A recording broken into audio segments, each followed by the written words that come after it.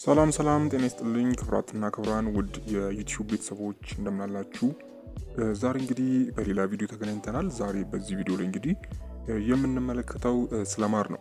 እንግዲህ ማር ከሚሰጣቸው አስደናቂ የጤና ጥቅሞች መሃል እንግዲህ አብዛኞቹን በዚህ ቪዲዮ ላይ የማሳያችሁ ይሆናል ማለት ነው። ማር የሚሰጣቸው የጤና ጥቅሞች ምንድናቸው የሚለውን በዚህ ቪዲዮ ላይ በስፋት የምናይ ይሆናል ማለት ነው። እንግዲህ ከዛ በፊት ሁላችሁም ይሄንን ቪዲዮ ላይክ በማድረግ ጀምሩ። እንዲሁም ለዚህ አስተማሪ ቻናል አዲስ ከሆናችሁ ሰብስክራይብ በማድረግ ቤተሰቡ ነው። አሁን በቀጥታ ወደ ጉዳይ አልፋለሁ።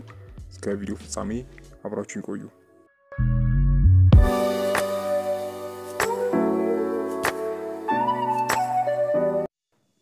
እሺ ተመልካቾች እንግዲህ ማር የተለያዩ የጤና ጠቀሜታዎች አሉት። እንግዲህ ከነዚህ መካከል አንደኛውና የመጀመሪያው እንግዲህ የብርድ ስሜትን ማጥፋቱ ነው። እንግዲህ ማር ስትመገቡ የብርድ ስሜት እንዲጠፋ ያደርጋል። እንግዲህ የተለያዩ ጥናቶች እንደሚናገሩት እንግዲህ ማር የብርድ ስሜትን ለመከላከል እንደሚጠቅም ነው። በልጆች ላይ ደግሞ ሳልን ለመቀነስ እንዲሁም የተሻለ እንቅልፍ እንዲያገኙም ይረዳል። ሌላው እንግዲህ የማር ጠቀሜታ ቁስልን ማዳኑ ነው። እንግዲህ ማርን ቁስልና ቃጠሎ ላይ ለመቀባት የተለያዩ ቦታዎችን እንደ ባህላዊ መድኃኒት ይቆጠራል። እንግዲህ ጥንታዊ ግብጽ ውስጥ እንደ መድኃኒት ይውል ነበረ። አሁንም እንግዲህ በተለያዩ ቦታዎች እንደ ባህላዊ መድኃኒት ይጠቀሙበታል። እንግዲህ ማር ውስጡ ባክቴሪያ የሚዋጉ፣ ቁስል የሚያድኑ፣ ኢንፌክሽን የሚከላከሉ፣ እብጠትን የሚቀንሱ ንጥረ ነገሮችን የያዘ ነው። ነገር ግን እንግዲህ ለጥንቃቄ ሲባል በመድኃኒት መልክ የተዘጋጀ ማርን ገዝቶ መጠቀም ይመከራል።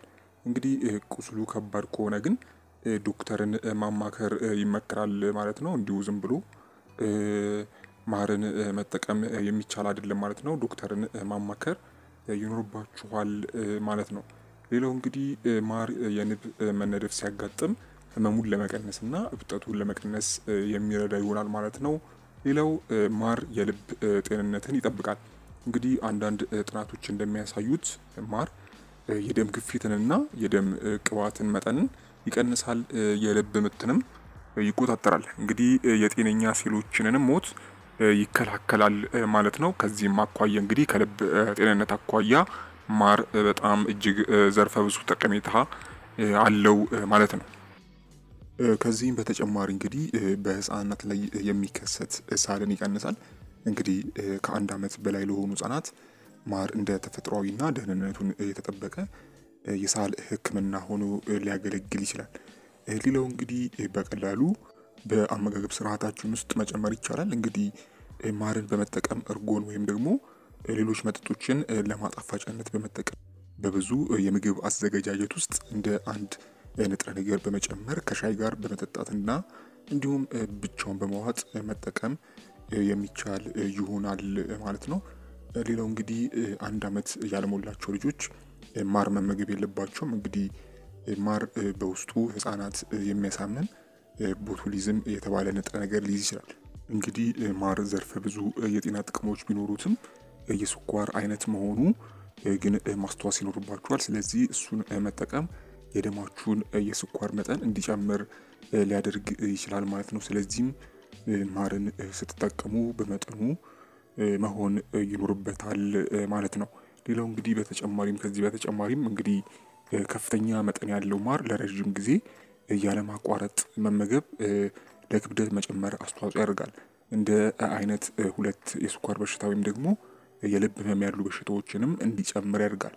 ስለዚህ ከዝቅተኛ እስከ መካከለኛ አወሳሰድ መጠቀም ይኖርባችኋል ማለት ነው። ስለዚህ ማር ሲበዛ ችግር ስለሚሆን በመጠኑ መሆን ይኖርበታል ማለት ነው። ሌላው እንግዲህ ለማጣፈጫ ማር ወይስ ስኳር ይሻላል ለሚለው እንግዲህ ይሄ ማር ይሻላል ወይስ ስኳር አከራካሪ የሆነ ነገር ነው። ነገር ግን ማር ከስኳር የሚሻልባቸው ገጽታዎች አሉት። እንግዲህ ማር በውስጡ ጸረ ኦክሲደንቶችን፣ አሚኖ አሲዶችን እና ቫይታሚኖችን ይዟል።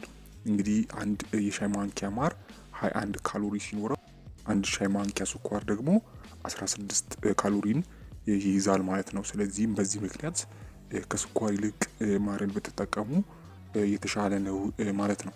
ሌላው እንግዲህ ማር ሳይበላሽ ምን ያህል ጊዜ ይቆያል የሚባል ነገር አለ። እንግዲህ ማር ረዥም ህይወት አለው። እንግዲህ ሳይንቲስቶች ቢበላ ችግር የማያመጣ ለሺህ ዓመታት የተቀመጠ ማር ማግኘት ችለዋል። እንግዲህ ማር በተዘጋ እቃ ውስጥ ከተቀመጠ በቀላሉ አይበላሽም። እንግዲህ ማር በተፈጥሮ እርጥበቱ ዝቅተኛ ነው፣ ጠንካራ አሲዳማ ይዘት አለው፣ እንዲሁም ጸረ ባክቴሪያ ንጥረ ነገሮችን የያዘ ነው።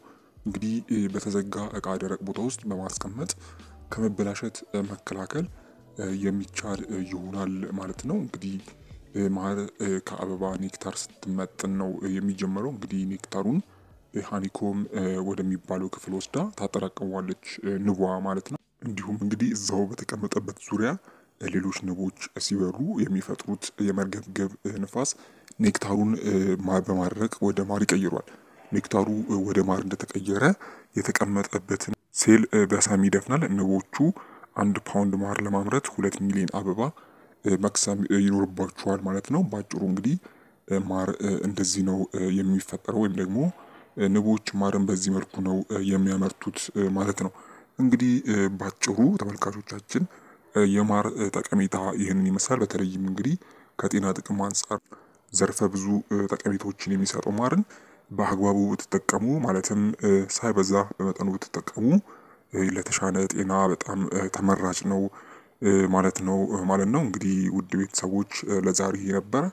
አይሆፕ በዚህ ቪዲዮ ላይ ጠቃሚ መረጃ እናገኛችሁበት። ሀሳብ አስተያየት፣ እንዲሁም ጥያቄ ካላችሁ በታች በኮሜንት ማስፈሪያው ላይ ማስቀመጥ የምትችሉ ይሆናል።